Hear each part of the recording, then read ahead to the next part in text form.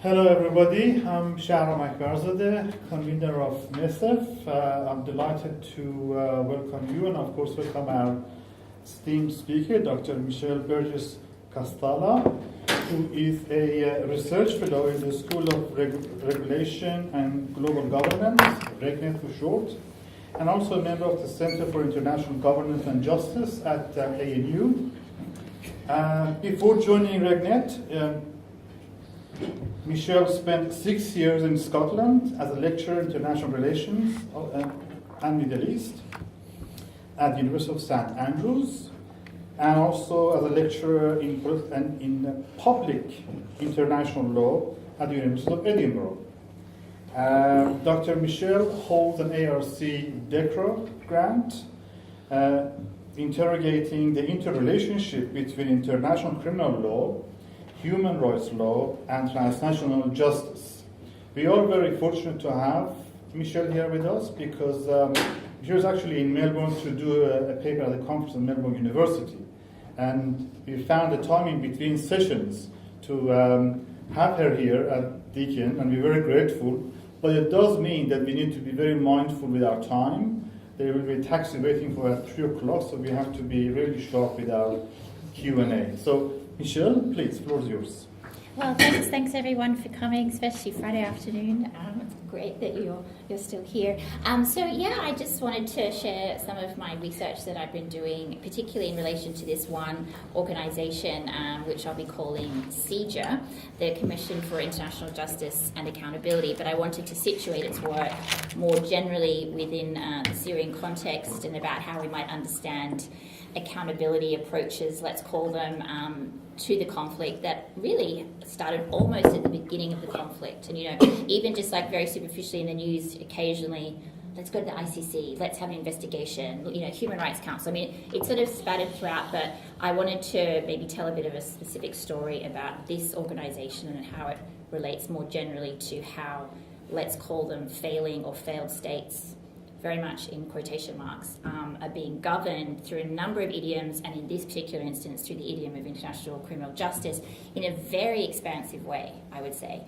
And I think we'll see that once we understand the nature of CIJA's work. So firstly, I just wanted to talk to you about how I've done this research, which has actually been quite difficult, and then talk a little bit about the organisation itself, which I'll characterise as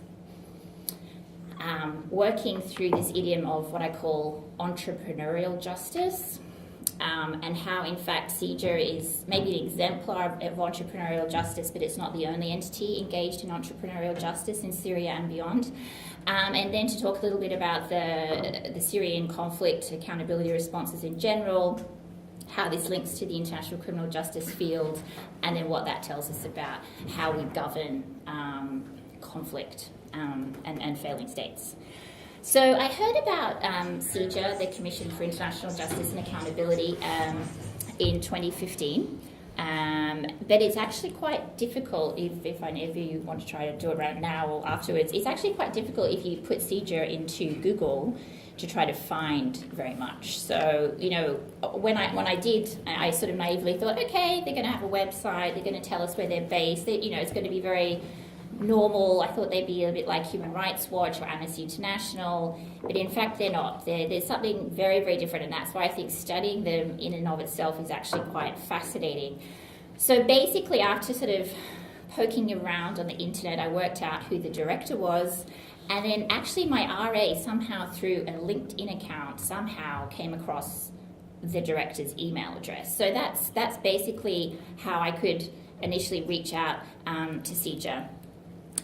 So very serendipitous. It felt very strange to go about in this way. But basically, I sent an email saying, "This is who I am. I'm very interested in your work. Don't know much about it. I can't find out much about it. Can I please interview you, the director?" And basically from there, it has snowballed, and I've now interviewed about 30 people involved in the organisation. So initially, it was through Skype. With people at the headquarters, whose location I'm not allowed to divulge, it's a European capital. There's another centre for sort of data collection in another European capital. So I interviewed that person there, the coordinator. I've interviewed some of the Syrians who are in Syria, but then also CIJA has commissioners and an advisory board of very prominent, mostly US international lawyers whose names I can reveal. And so I've also interviewed them, and most importantly, I went to the headquarters briefly, fleetingly, last year to get a sense of the organisation. And I'm not really allowed to know about the intricacies of their work. Like, I'm not allowed to look at the legal briefs that they've produced. I'm not allowed to look at the data that they've secured. So instead, I very much developed my study as an account about what this organisation is, what it's doing, and I think even more importantly, because I am an international lawyer, how the people in the organisation understand their work.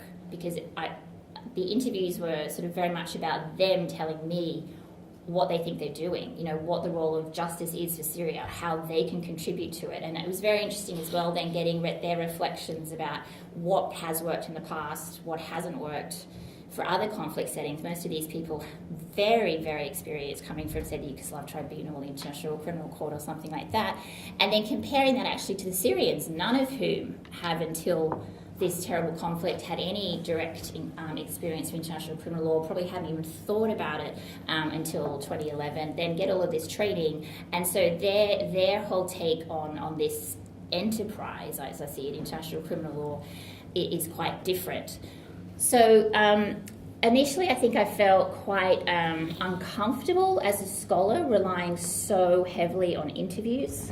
I mean, especially in terms of, you know, law, usually we can say we've got treaties, we've got judgments, we've got UN Security Council resolutions. I mean, we have a few for Syria that obviously were vetoed, so we've got drafts there. But basically it was quite a journey in and of itself to sort of work out, okay, well, what can I say authoritatively?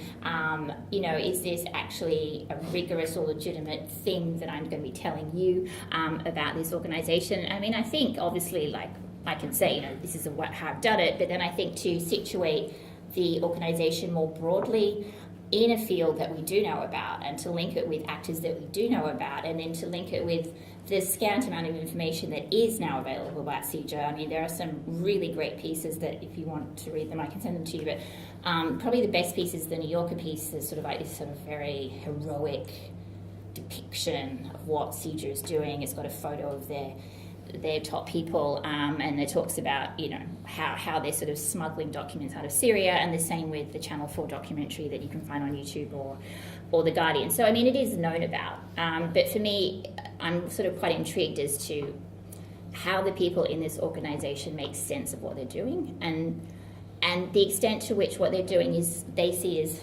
distinct, because I wanted to understand the way CIJA has emerged out of now almost 3 decades of international criminal justice in its modern form, and the extent to which the Syrian conflict then enables new modes of responses to atrocity. I mean, is it basically more of the same thing, what we're seeing here, or is it somehow qualitatively different? And I mean, I think it's a little bit of both. So just to give some actual description then about CIJA, and then trying to link it with some other organisations working in the same field. So basically, if we can go back to 2011, you can remember probably the footage that was coming out of Syria. I think on the part of the Syrians, you know, in the streets, there was very much this thing of, let's put it on YouTube, let's try to get consciousness-raising efforts both within Syria and more broadly, and then that in and of itself will precipitate radical change. Like, you know, these crimes that we're already seeing happening in 2011, they're just so egregious that surely something's going to happen. And we know obviously that nothing did happen, at least in the way that it was at least the way I think it was requested, but there was a lot happening already in 2011, even in terms of intervention. I mean, obviously groups were being armed by a number of states at that point, but I think in terms of, let's call them more non-military responses, we did have a number of domestic civil society groups, emerging advocacy groups, for example, putting this footage up, but I mean, often leading to very, very dangerous implications for the people recording or the people being recorded. And often I think, in an idiom of simple politics, like opposition to the the regime itself. Sometimes invoking ideas about human rights, but also, sometimes talking about it through just basic language of crime, like Assad being a criminal or being a thief or that type of thing. But I don't think at this point trying to actually say, we need some type of international criminal law response. I mean, that's something totally different, I think, to what was wanted in Syria. But obviously internationally, the way this was framed was at least partly, obviously geostrategically, but also partly as through international law. And so there are various ways then of defining it through international law, whether it's questions of humanitarian intervention, use of force, self-defense, human rights. But even I think by 2011 we have one request for the International Criminal Court to investigate alleged massacres that had occurred already in late 2011. So at this point, then we have obviously governments trying to work in various registers to work out what's possible. As we know, lots of money is going to fighters, but there's also thought about, well, how do we bring in civil society nationally, internationally here? And so basically the story is that the UK Foreign and Commonwealth Office simply contacted the now director of CIJA, Bill Wiley, to say, hey, can you somehow provide human rights training for some Syrians? That was basically the request. And he said, no, I don't want to do human rights in Syria. Everyone else is doing that. I want to focus on international criminal law. I want to gather evidence for future criminal trials. So he very clearly already had this idea, and I think we'll see that increasingly. I mean, I haven't done it myself in detail, but I think even if you chart the way the language has shifted, or even maybe the work of, say, organisations like Human Rights Watch in Syria, they have become more criminalised. So definitely I think there has been this sort of disciplining or learning process that has evolved, partly as well because of the nature of the I don't want to call it crimes because already I'm boxing it, but the nature of the terrible acts that we perhaps could criminalise as well has just become so pronounced. And so initially the funds were very, very limited. And so Bill himself, I mean, he has worked at a number of the tribunals. He's a Canadian former soldier as well with a PhD in international humanitarian law. His last tribunal was the Iraqi High Tribunal. So he had experience in the tribunals, he had experience in the Middle East. He then set up his own transitional justice company, private company, and he used some of those funds in conjunction with public UK money to fund what then became CIJA. So that in and of itself I find quite fascinating, this combination of public and private money to do very public work, but obviously extremely covertly. It's very, very risky what CIJA does. And basically, that very small beginning has morphed into an entity that now has around 140 people. Its budget is 7 million euros. It's funded by about 6 different European states. They sort of change, but it's usually 6 or 7 different European states. It is a registered NGO under Dutch law. It was based in one European capital, not Dutch capital, but then moved to a different European capital. It tries to keep its identity quite secret.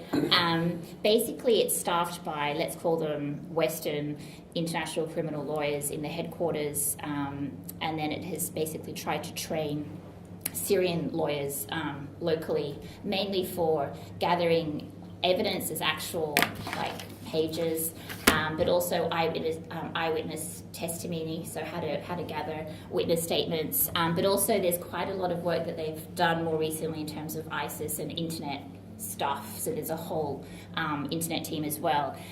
Now, controversially, CIJA doesn't work on all groups involved in the Syrian conflict, and it has been criticised for that. I mean, initially its mandate was very much through the UK to focus on the regime, and I think we can all agree that probably the largest perpetrator of crimes is the regime and its allies. But it did relatively early on come to an agreement with the Free Syrian Army, which obviously doesn't really exist anymore, but for the FSA to hand over any documents that it came across during its activities. So that was a very handy agreement that has enabled CIJA to get its hands on a lot of materials, especially earlier on. And so it now has over 700,000 pages of documents, mostly from the regime. And what's really interesting is that these documents are housed in its headquarters, but that it's understandably very much capitalised on Syrian refugee flows, not deliberately, but put out ads to Arabic speakers to get jobs in data entry, and those jobs happen to be actually uploading all of this material. But these employees of CIJA don't have access to the whole archive. It's extremely controlled. So that's a whole separate thing going on in a different European location. So it's very disaggregated, that work. So I mean, that's its sort of really its core focus: getting the material firstly, securing it at the headquarters, then uploading it in some very sophisticated archive that I don't really understand in terms of the computer dimensions to it. But basically, especially because Arabic is the character recognition is much harder than for English, it does require actually a lot of just manual data uploading. But then beyond that, the lawyers based largely in its European offices have written, apparently, again, I'm not allowed to see them, hundreds of page legal briefs on. So they sort of target specific issues, particular alleged crimes, and then it's usually a bit of a back and forth between staff in situ in Syria and headquarters to say, we need more information about this, can you get a statement about this, that type of thing. And then what happens is those legal briefs are read by their Board of Commissioners Advisory Board to sort of check. And then their donors, the European states, do have access to these legal briefs. So and that's sort of, I suppose, proof to the donors that, this is the value for their investment. And very much, I mean, this was something that a lot of my interviewees were quite uncomfortable with. The fact that, in the past, yes, working at an international criminal tribunal, there were issues about the budget, there were financial constraints, but this constant pressure of getting funding each year, the budget justifying themselves, I think was quite new to them. So they're sort of working in this strange quasi-public-private space. And so the importance of keeping the donors happy, I think, was really ever present on their minds. So their work has actually increased beyond this sort of narrow focus, I would say. And again, I think that's partly so that the donors are happy with the broader product, and it's also the fact that there is no tribunal. There is not going to be a tribunal tomorrow. There is probably not going to be a tribunal in even a few years' time. So there have, obviously, which people in this field are trying to think about, well, what do you do in the meantime? I mean, obviously you get the evidence, you can analyse it legally, but that's very hard to do, sort of all hypothetically. So in terms of the legal effects so far from this type of work, whether by CIJA or from other organisations, there's actually been a huge amount of activity within Europe itself in domestic cases, particularly because a number of Syrian refugees, in European jurisdiction now, a number of criminal cases have actually been brought against them for alleged war crimes. So CIJA has assisted quite a lot with a number of these cases, sometimes providing evidence. Interestingly as well, it, let's say, provides a sort of more law enforcement, let's even stray into the words of counter-terrorism dimension with some European security agencies, again, because its network now is quite extensive within Syria and Iraq, so that it can actually provide this intel. And it's so enmeshed in all of this stuff that actually in 2015 a new CIJA was created that is registered in the US, and its sole remit is countering violent extremism work. And so it's done work in the Balkans, but it plans to work with ISIS detainees in Iraq to supposedly de-radicalize them through, countering violent extremist work. So what I'm trying to say is we've just got this whole array of different activities that supposedly come out of this very simple impulse of let's get some evidence, And from that we actually just get this whole set of different things that we can do with either that evidence, or how we might govern a future Syria. So obviously, in terms of the training of the Syrian lawyers, this is, I think the thinking for the donors is that, the Syrian legal system perhaps wasn't as sophisticated as it could have been. We're thinking long term, we're thinking about transitional justice, potential transitional justice mechanisms that might occur after the conflict, so we'll need well-trained locals for that. So, doing this sort of training now will be very useful. And I mean, obviously, yes, it's great that these people are being trained, but it's in a very specific skill set. There's no thought to, I would call it just sort of broad-based skills. It's obviously for CIJA's mandate, so I think potentially that's quite problematic. I think, though, it's really quite interesting to think about some of the personal stories that the Syrians themselves have recounted, and I think they're very sensitive, obviously, to the general perception maybe that they see in Syria, which is still some type of sense of a need for some type of justice mechanism or some type of response. But whether that actually manifests in some type of international criminal tribunal conception is not usually the case. But I think because now they have this training, they are really committed. I mean, in terms of speaking to them, they seem to be the most committed of my interviewees to the process. And so, to quote one of them, "We did not have the same level of awareness that we now have years after the war in Syria. The legal awareness has grown greatly, and there have been demands for accountability, demands for rights." And there has now become a need for civil society organisations that are specialised in human rights, democracy and the like, and now we have a loud voice to have trials to the level of international courts or hybrid courts or local courts, so that now we can say that the general consciousness is developing because of the events of the war. As for us, as a Syrian team at CIJA, the picture became clearer for us after the training we had undertaken over the last few years.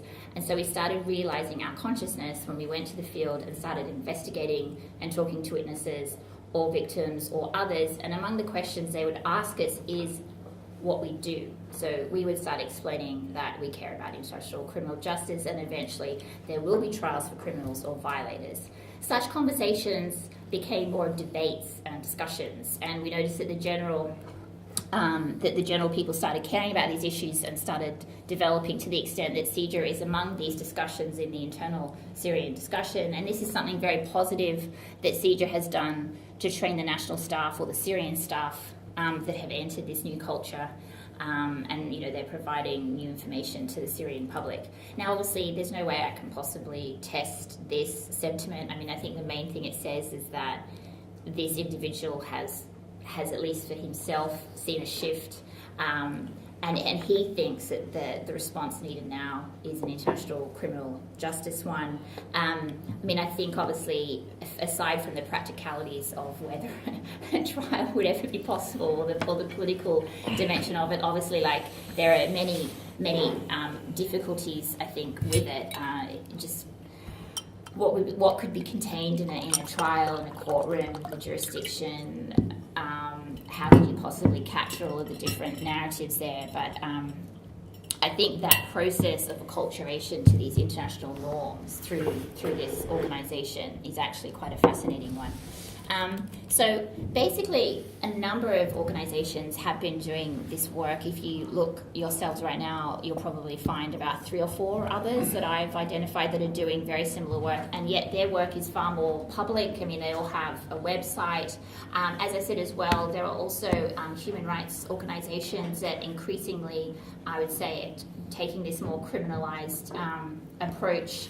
And so, for example, Human Rights Watch brought out a pretty large report about its help, particularly with German and Swedish cases against alleged war criminals from Syria only last year. So, I mean, I think this is very much a growing industry, let's call it. And I think what CIJA has to do to keep the money flowing is to try to position itself as somehow unique in this market. And then clearly there is a gap because, the ICC is not going to enter the scene anytime soon.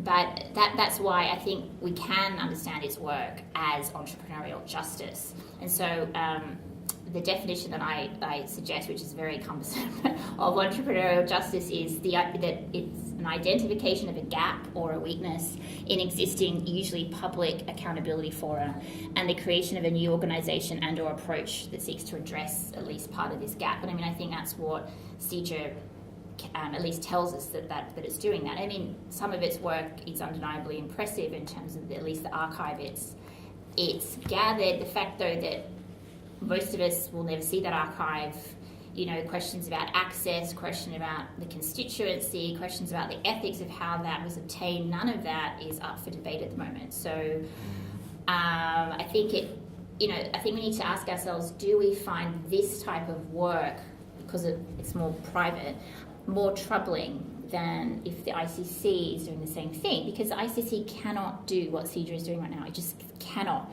Forget about the veto. Even if there was a green light tomorrow, it just cannot operate under the radar like CIJA can. CIJA can just blend into the streets. Yeah? The ICC can't do that. So the ICC in and of itself would have to rely on entities like this anyway to get the data. So does it mean something else though if we actually have CIJA doing it, or do we have the ICC doing it? And I ask that because, so in maybe some of you know, in late 2016, the UN General Assembly, partly because it was so frustrated with lack of action in the Security Council, did actually create the IIIM. Sorry, I say that because I can never remember the three I's in the order that they are, but it's international, impartial, and independent mechanism for a criminal justice type response to Syria. And basically, the IIIM is still in its infancy.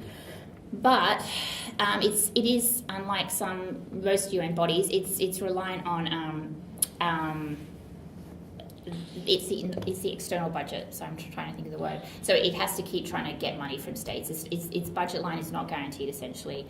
And so a little bit like CIJA, if it wouldn't like me saying this, I do think it also has to brand itself as offering something new. And it also has to do it by saying, hey, you know, we're not that expensive, you know, we're going to get you lots of results for your investment. So it's not simply that you've got private entities like CIJA using this market-based language. I mean, really, the mechanism is already doing the same thing. And obviously as well, just like the ICC, the mechanism cannot possibly get the material that CIJA's got already. Its budget is similar to CIJA's at the moment, but obviously its costs would be far larger. It's based in Geneva. I'm guessing it's like 4 or 5 times more costly to do the same thing through those avenues than it would be for the way CIJA operates. So it already knows that it's going to have to rely on civil society actors and the evidence obtained that way. So I think already what I'm saying is this notion of like strict public, strict private doesn't really work in this case. It's just this very messy interrelationship, and it's not like the IIIM is going to say we need, you know, we cannot function without, you know, CIJA and all the others. Like it has said that it's relying on civil society actors, but it's not going to say maybe the extent to which it is doing that. But at the very least, I think it is interesting. And obviously, as I said, we've got this back and forth as well between CIJA and European states. So what I'm saying is I think that we got this sort of high point of international criminal justice that was very public. It was the ad hoc tribunals in the 1990s, Rwanda, Yugoslavia, massive funding. It was 25% of the UN budget at one point for the 2 tribunals. Public, it had the imprimatur of the UN Security Council behind it under Chapter 7, so you really can't get anything more robust, more powerful. That's in the mid-1990s, and then from that you get this sort of groundswell of support for the eventual creation of the International Criminal Court, along with obviously lots of other hybrid tribunals that we've seen created. But I think like that momentum just couldn't keep going, and very simply states have just not had the interest anymore of funding just that amount, you know, that cost, because we saw those costs were just huge and very time consuming. You know, the trials, particularly say in the Yugoslav tribunal, they're often criticised for just taking too long, and then obviously we've seen that critique even more pronounced in relation to the International Criminal Court. So I think, by, say, the mid-2000s already, it was like, well, is this enough? There was normative consensus maybe that something like genocide, obviously, it's a bad thing. We need to do something about it as well. So first step, normatively clear, perhaps maybe the second step of we need to do something about it, but how you do something about it, whether it's actually through something like a public International Criminal Court, I think is actually becoming more and more contested. And I think some of the critique about the International Criminal Court in terms of its Africa docket obviously exacerbated that. And so I think then we can understand CIJA, we can understand some of the other actors in Syria, but we can also understand the mechanism itself as this slide towards more flexible approaches to international criminal justice, where it's not just about trials. Like, I very much think that we need to think about international criminal justice as part of a broad array of how we might deal with failed or failing states and conflict. And it's sort of undeniable that these are atrocity crimes that have occurred, but these are sort of understood in a broader network of questions about, say, security and development for Syria, whether during conflict or afterwards. So I think I'll leave it there just so that we have enough time. Excellent. Wow, that was a whirlwind. Thank you. Plenty of ground cover there. We have time for some questions. Thank you, that was so interesting. I remember reading that New Yorker piece. It was scintillating at the time. And I remember being quite struck by how serious they were about chain of custody and that kind of stuff. I think it was quite remarkable. You said that some trials have taken place in the EU using this evidence. How was it held up? Like, was it seen as serious enough? Was it seen as, like, I guess, collected appropriately and that sort of stuff by the courts? Yeah, I mean, I'm not allowed to know that to the level of detail. Do you know what I mean? So often it's like they'll tell me we've assisted this many cases, but I'm not allowed to then follow it through. Yeah. But let's say within the organisation, some people are more confident about that than others. Okay.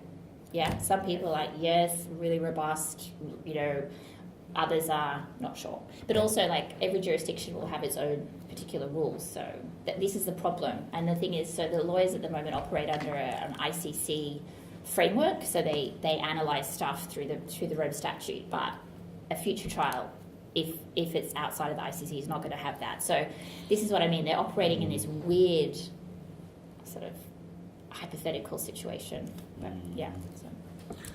On that point, just on reliability of evidence, you said there have been negotiations with Free Syria Army to collect some of the official documentation when they captured. Yeah. So, do you know if there were any mechanism of verification so that they're not forged?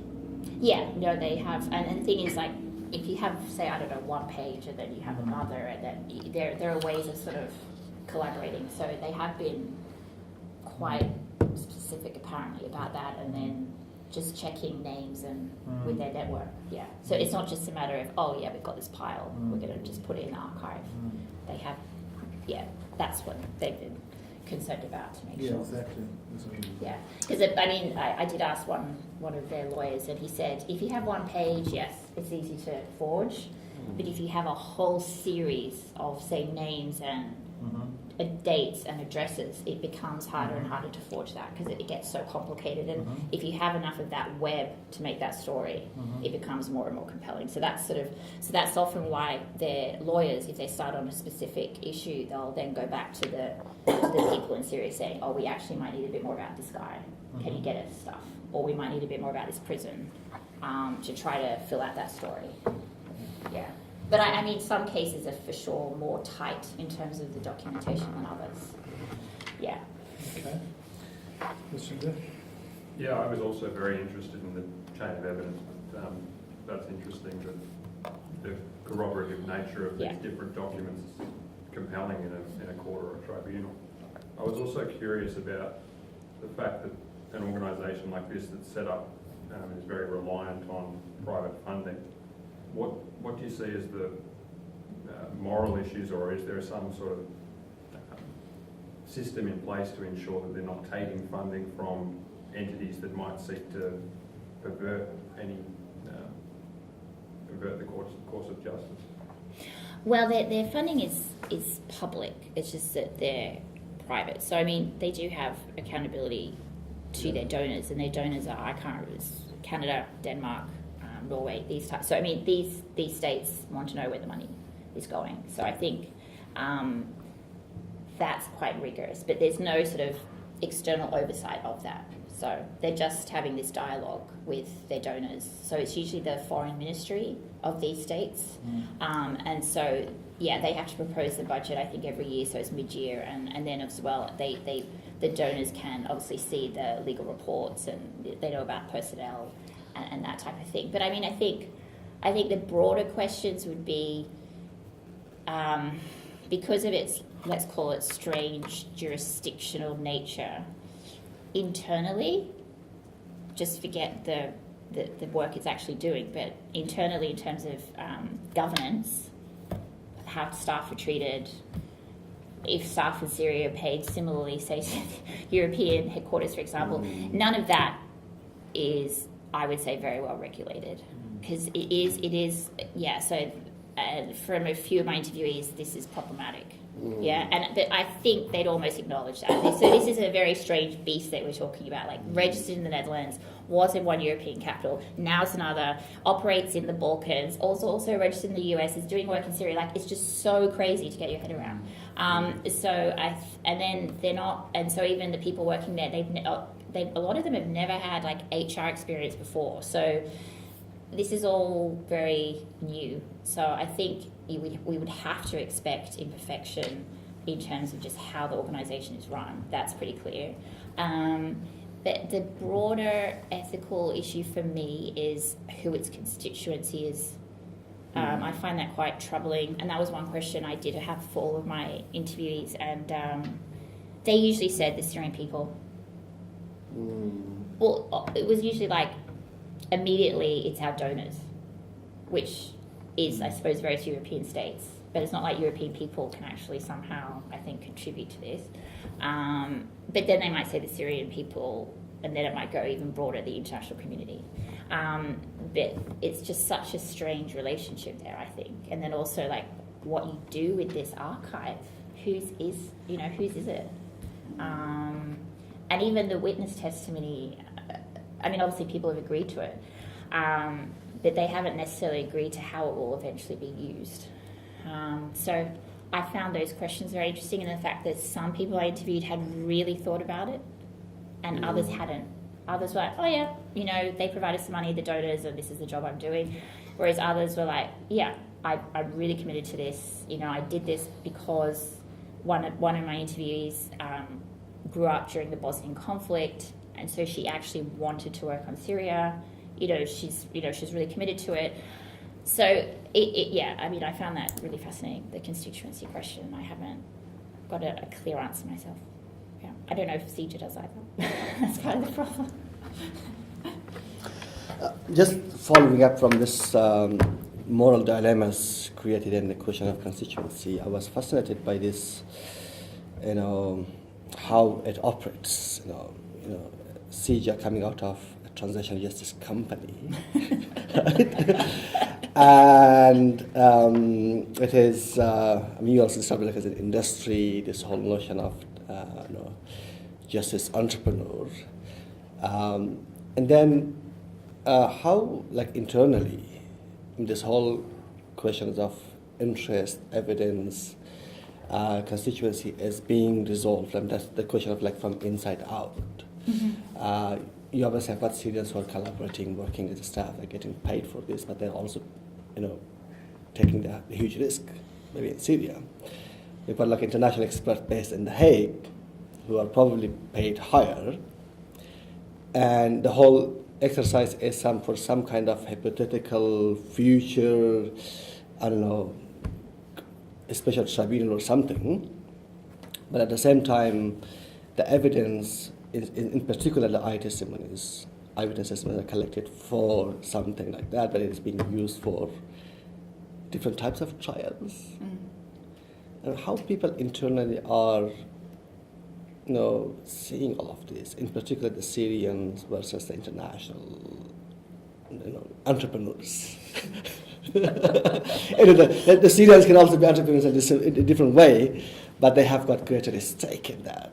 They probably have got greater urgency of the feeling because they can feel what is happening in Syria more closely than international experts. Yeah. So, obviously it's hard to generalize, but I was really struck by, because I've done mostly work on Palestine, so it's almost like what's happened in Palestine is happening in Syria, but what's happened in Palestine is decades longer. So, like a situation where people are in a profoundly unjust situation, it's so palpable, you just open the window and you look out and it's there. Obviously the same thing in Syria, but Palestine's gone through decades of trying to work out how to respond. It's become, it's become conscious in lots of different ways, and it's invoked lots of different legal and non-legal idioms to try to deal with it. And the latest maybe perhaps is international criminal law. Palestine's only recently turned to that idiom, which I find fascinating. But so in Syria, I think it was the extreme nature of what was happening, juxtaposed with this training, and the fact that these individuals were already lawyers. I think that's significant. It's not that you're just getting anyone off the street. These are people who already have some sense about the legal process and probably some sense of the regime is actually fundamentally transgressed those things, and we're going to then try to do something differently, and so very much this story of conversion, which I'm sort of uncomfortable depicting it like that, but just profound faith in what they're doing, but then also conscious that it's been going on for so long, the conflict is so terrible, the nature of the lack of international response, in a legal sense, I would say, an okay legal sense, has meant that they're also aware that there's just so much disillusionment. So I think the Syrians are very much we know what we're doing is right, but we also know that we can't keep doing this because it's very hard to sustain general social support for this thing because people are they've just had enough. So I think there have been sort of trends of maybe we can try this international thing or whatever, but I think now I get the sense from talking to them that this push towards the international, it's sort of come and gone for the average Syrian, but for them they can still see the long road.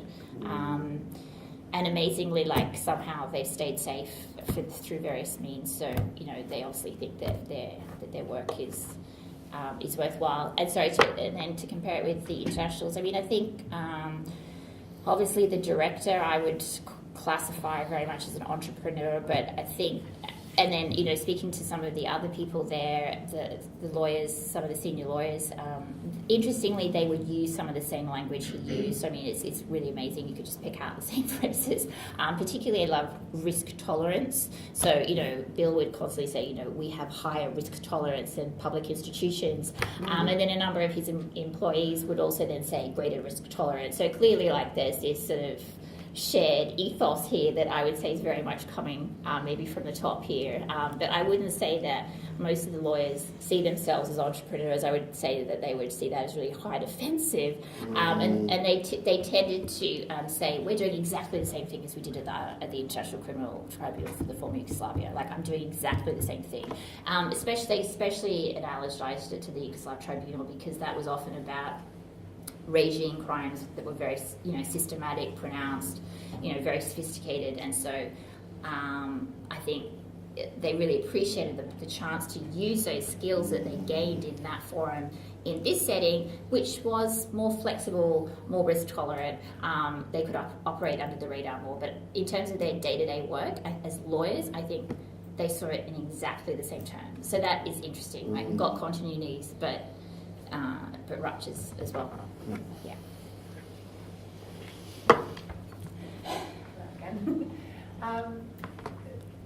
Does it work with, obviously Syria is getting more and more polarized. Does it work with actors across the political spectrum? You said that it's got to deal with the Free Syrian Army to collect information. But the Free Syrian Army's been accused of behaving Yeah. big war crimes itself. So does it collect information on the Free Syrian Army, or does that deal sort of, No. yeah. Was it part of the agreement? Sorry, what? Was it part of the agreement? You gave us some documents. You will not document you. But it is doing stuff on ISIS, so that was sort of requested as well by the donors, and that's how it then extended into Iraq. So does it do opposition at all other than ISIS? no, that's not my understanding. Yeah. Like the Nusra. I don't think so. No. But again, it's sort of like, definitely imperfect, but they would say strategically, pragmatically, whatever, they can't do everything. Okay.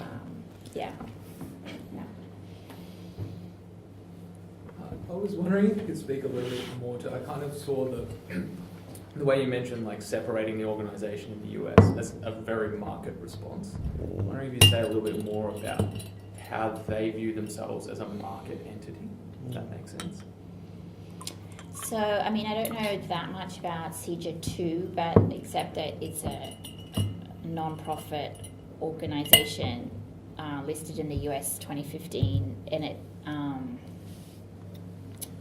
and Bill is the director of it as well. So he's the director of both, and a former CIJA employee who is Australian, who's worked for the security services here, has a company himself now. And he's worked in Iraq, I think, previously, but he is now proposing with his company to work with CIJA 2 in Iraq. So that's sort of about all I know in terms of the actual organisational structure. But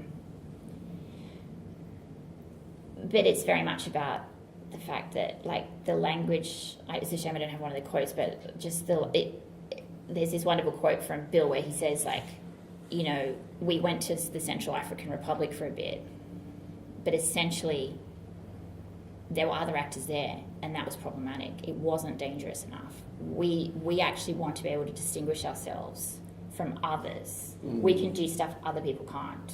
Yeah, so I think that's what I mean about the market. Like, there's a market and a spectrum of what you can do, what you can't do, and CIJA can do lots of things. So I think part of the CVE work was they set themselves to get more money, so they can sometimes and justify their other actions. But I do think it's not just it's not separate. Like, I think it's all somehow interrelated, even though they try to say it's distinct. I'm not sure if that answers your question. I think, again, the whole private-public thing is quite... And the fact that, like, this is access to detainees in a state prison that is then overseen by by a UN mechanism as well. So I wonder if you could reflect on some of the criticism directed at CIJA. I mean, touching on some of the issues here. Mm-hmm. What are the issues that are raised by way of criticism? I mean, I think we publicly. Well, that's the thing. I mean, there isn't that much public debate about them. So I think, if you're in certain settings, people know about them or they've heard about them. I think in, like, very closed circles, there'll definitely be questions about chain of custody. Right. And they're just people. So some lawyers are like, oh, surely this is just not going to be possible. But I think a lot of it is because it's untested. Okay. And so I think a lot of people just don't know what to make of it. And I think that's why they have this whole advisory board thing, to try to assure people like us that it is somehow rigorous. So one of its commissioners is Stephen Rapp, a former US ambassador for war crimes. He very prominently comes out regularly talking about CIJA, so you can actually find speeches he's given about CIJA on the internet, and that's been quite useful for facilitating relations with the US. And in the past, the US has actually provided the money, it doesn't at the moment. So And I've spoken to a few people who have read the briefs, who are not employed there anymore, and most of them seem to say that they are quite solid. But I think again, until they're actually tested, it's going to be difficult. But I think the more interesting questions are ones about like the very, very vague ones about the constituency, about what happens to this material. What even happens to the Syrians, like themselves as employees? Like, does their contract end? What happens to them? So I think they're more interesting questions. So I know, for example, they used to have a team, I could think of 4 people working solely on gender and sexual-based violence, but then that sort of fell away in terms of interest for the donors, so then they just had to stop employing those people. So but this happens obviously with any NGO, but I think given how delicate some of this stuff is, I think that there is maybe more of a sense of responsibility, just not to leave people in the lurch. But again, I can't ask maybe all of these questions that I'd like to. Okay. That has to be the last question, I think. Go ahead. It might be a fitting last question. What's the end game? So in 10 years' time, the Syrian war has ended and the donor interest has dried up. What's going to happen to all of the evidence? Is it going to stay in some silo, or is it going to be shared with someone else that could draw on it if there were future prosecutions? So definitely the thought is the IIIM. I don't know if the evidence has actually been shared, but the plan was to share it. So that is probably the immediate direct link. But the question then would be, well, what's going to happen with the IIIM? Because it's not a court either. So I don't think you can just say that CIJA will be translated directly to the IIIM and then that will be translated to a tribunal. I think it'll be a bit more complicated, and maybe not all the evidence will be handed over, but only some. But as we can see, though, what I'm trying to say is CIJA started very much working only on Syria. It's now way more sophisticated and complex than that. So I think CIJA, one of the key phrases that was constantly used in my interviews was the CIJA model. So it wasn't about CIJA, it was the CIJA model. So very much there's this idea that this type of approach to atrocity crimes should be applied in various fora. Yeah, so I think that is something we will see, where even if CIJA itself dissolves tomorrow, and I do think, we should follow the mechanism and see what happens, but I really, personally have very little faith in that mechanism. I think, though, this material will definitely be used in various ways, but I don't think it's possible to say exactly how, but definitely, obviously, we've already seen stuff in terms of Europe happening. Probably the most interesting thing that I need to do more work on is comparing this organisation called DCCAM that did similar work in Cambodia.